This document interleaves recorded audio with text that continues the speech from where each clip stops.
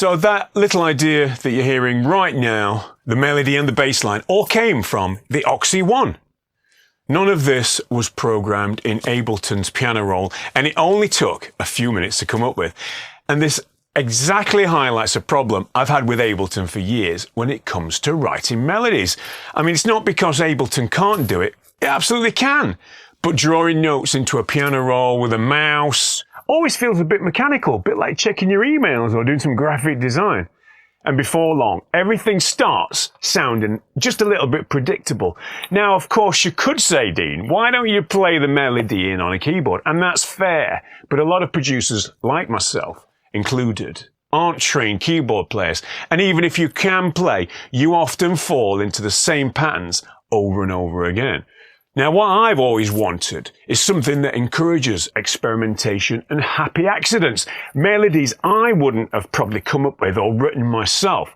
Now, I've tried quite a few hardware sequences over the years, but none of them felt, they felt either too limited, too complicated. So I've always ended up back in Ableton. That was until recently when I started experimenting with the OXI One MkII. Now, just to be transparent, Oxy did send me this unit to try out, but this isn't a paid promotion. No money's changed hands, and they're not telling me what to say. In fact, I actually reached out to them because I've been searching for a sequencer that solves this exact problem. And the reason why this one caught my attention is because it approaches melody in a completely different way. Let's get into it. As I mentioned before, I've always been in search of the perfect hardware sequencer. I love the idea of tactile control, as I've spoke about many times in my videos. And so I started with this one. This is the Arturia BeatStep Pro. Look at the connectivity. It's great for hooking up to modular. It's great for, sort of powering your whole system. Really good. Everything on paper looks great with this. And, a lot of people use these and love these. However, it didn't gel for me, for reasons we'll get into. Then I graduated. I moved up to the Arturia KeyStep Pro.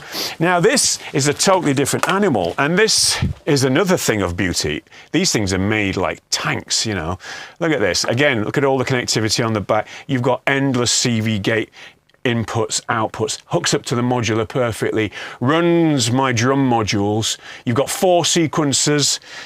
Everything is great. You've got the arpeggiator. It's really good. I'm not saying that this is bad, not at all, but for some reason it just didn't become the thing I wanted it to be. Enter the OXI One MkII. Now, the OXI One is a different beast, and show you how I make a track with this and sort of break it down. So let's get into it. Rather than me going through, what it is, what it does, you can find those kind of videos elsewhere. This is not a review. This is how I incorporate hardware sequences into my workflow. So let's get started. Right, I'm going to erase all of this stuff here. I'm going to load a fresh instance of this. I'll load this. So this is gone now completely. We can't start again. There we go. Now, what we've got here is, if we start there, what we've got, I'm going to start with this beat. Maybe I'll start with a different beat.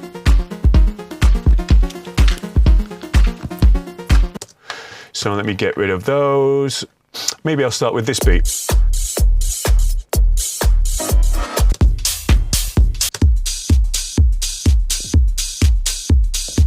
Yeah, let's start with that. We're going to start with that beat there. That is just a pure beat taken from a sample pack. Raw loops are amazing.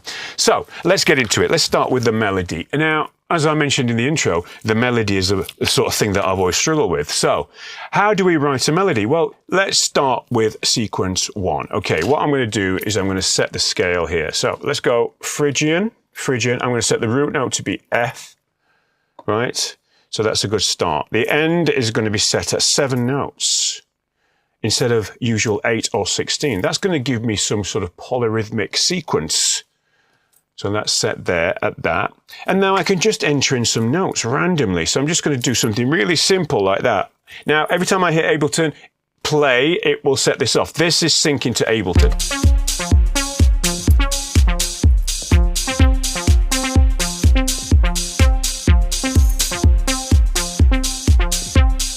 So what you've got is that sort of almost polyrhythmic, sort of different time signature, because it's set to a sort of uneven length. So we've got that. Now let's put in a bass line. Now my bass is set on number 4 here, so like this. Again, I need to go to this. I'm going to set it at Phrygian, but this time F1. So we've got a note. You can actually preview the notes by hitting preview. Yeah, that's a good one. Let's sort of keep quite a simple bass line. Let's just play it and play. I'm just going to enter some notes in there.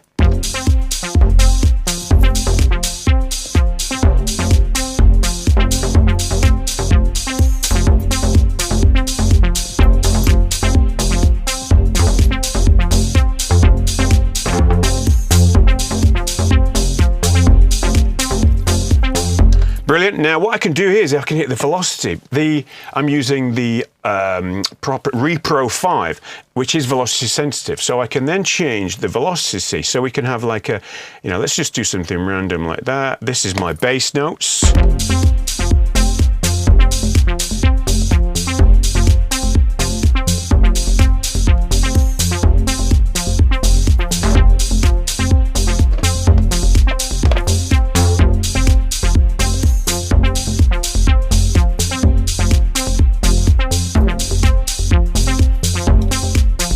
Brilliant. So that's our bass. Okay. Now it's a bit static, that melody, isn't it? So this is where the magic happens, because now we can go back to this one. We can take it off of velocity here, and we can use this function called the accumulator mode. And what you do is you hold on to a note there. That's playing at this step. If I play it again, so this one, hit that. The accumulator mode, if I take it out of preview actually, the accumulator mode, so I can hit it to go amount 1. It goes 1 semitone up, or 1 note up in the scale every time, to a maximum of 7 notes up. I'm going to set that to 4, and then you can have it to come down again like this, and the mode is wrap. So listen to what this does.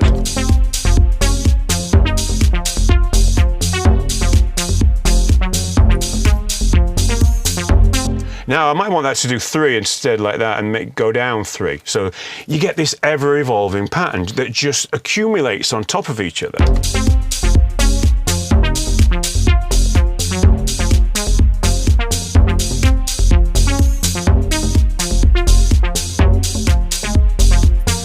Great. Now I've got another sound on this number 2 here. So what you can do is you can copy this sequence. So I'm going to go Shift, so sequence there, copy. Look at that, and then I can paste this sequence onto number 2, and then we get this. So the same sequence is playing on another sound.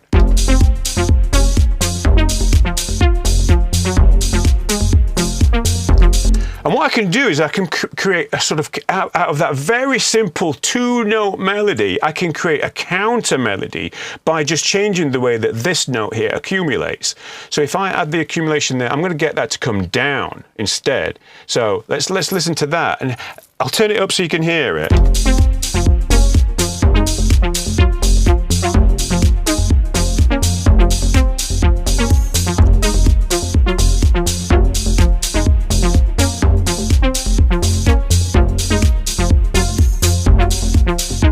Already, look at that. In a matter of seconds, I've managed to create something that's, evolving and interesting. Okay, so let's go to number 3. This is where we've got a chord. If I hit this there, you can see that it says chord on the screen there, that little chord button. I'm going to come out of that. Now, I need to set my scale, which is going to be Phrygian. I like Phrygian. It's just a bit of an interesting scale. It can be actually quite Latin sounding. So now that's now on this one, and we can play the chords. If I press preview like this, you can actually hear the chords. So you can put these in. Let's put this in. Let's play it.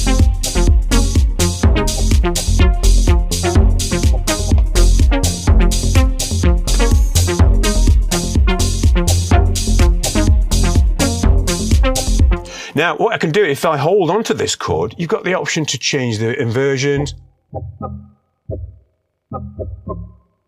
Get that, I can change it to the different kind of types of chord.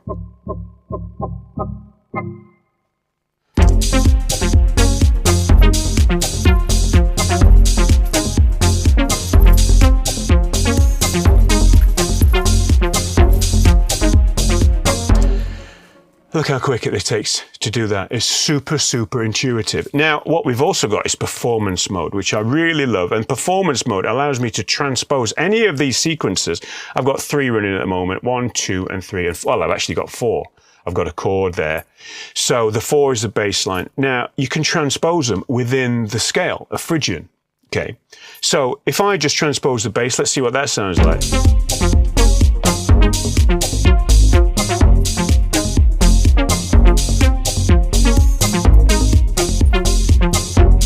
Brilliant. Now I can transpose the whole thing.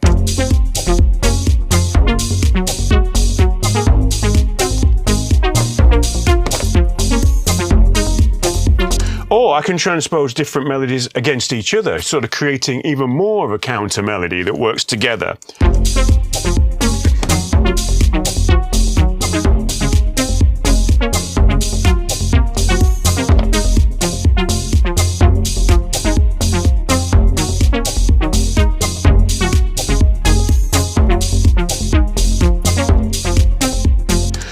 And what's really cool as well is that you can actually set the sequencer to this melody here, for instance. I'm going to set this one, take it out of performance mode.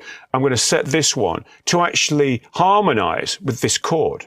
So if I go down here, I can go, okay, so if I hold shift, I go down here, I'm going to go harmonize S6-2, like that. Let's try that one, S3.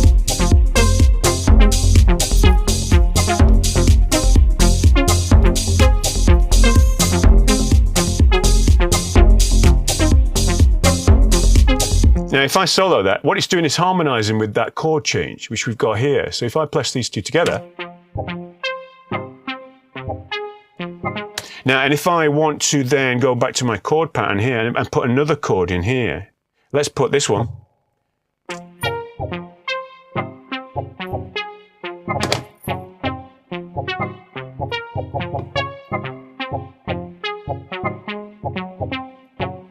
So that's harmonizing with that chord. So I could, of course, have a longer pattern of chords there, and it will just work with it. So let's play all this together. We get that.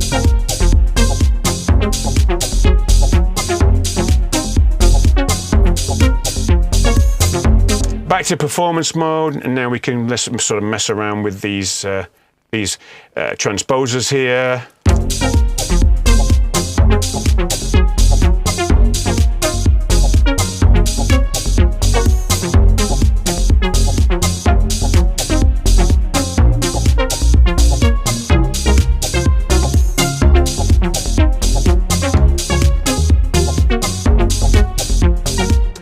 Isn't that amazing?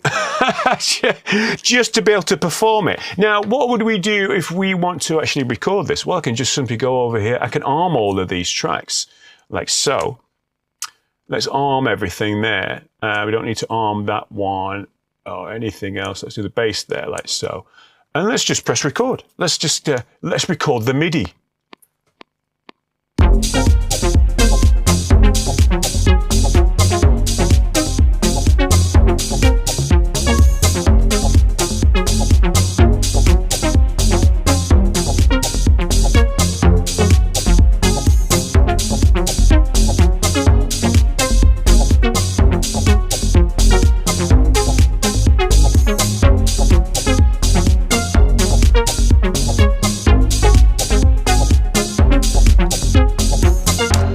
Okay, so look, what I've got here now, if I go back to this and take these out of, into this mode here, like that, turn that the MIDI off, I've actually got the MIDI. It's just recorded it for me. So I can now go back to Ableton and do my usual stuff that I do in Ableton, you know, which is to edit it, move it around. I might not want those transposers. I was just showing you those for the benefit of the, you know, of this video, of how you can do this kind of stuff. I might just want to keep it really simple. Okay, so if I do want to do that and just record another pass, I can put these back onto in, like so, and then that will override this lot. I can play it from here.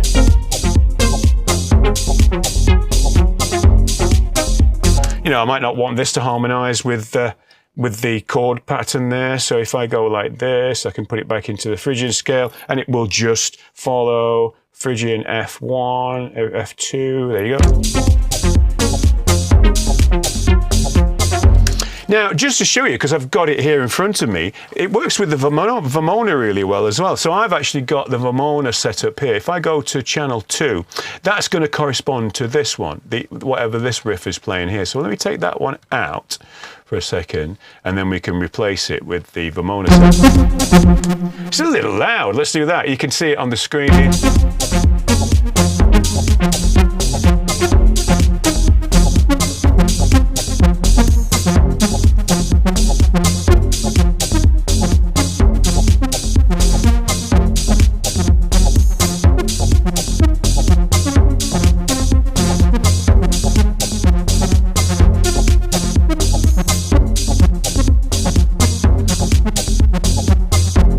So that's just to demonstrate that the Vermona is easily controlled by this as well. So I've got, you know, the MIDI channel is set from the Oxy, sends out to the Vermona. The Vermona does actually come through this control panel here. If I press play, you'll see.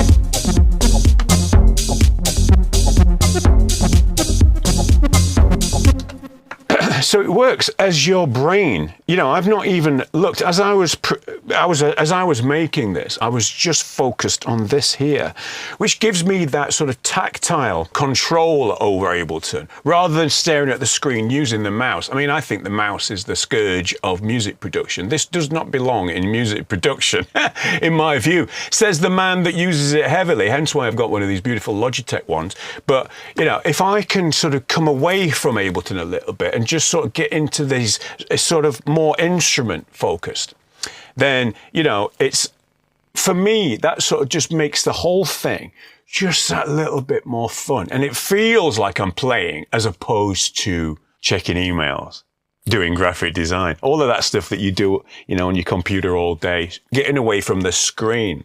You know, it's not replacing Ableton. You know, I'm enhancing Ableton. That's what I'm doing. You know, it's a very, very fast way to generate idea. That was just one easy idea. And it solves a melody problem because you can come up with stuff on the fly. You can do polyrhythmic stuff. You can then do the accumulation. You can then set it to harmonize with whatever chords you're playing in this. So it will constantly sort of move around and evolve. And then once you're happy with that, you can do a little performance on the fly and record it into Ableton, as we did here. We've got all of the MIDI, and then you're back in Ableton. So as an idea generation tool, it is absolutely fantastic. Right, well, I hope you enjoyed that as much as I did making it. See you in the next video.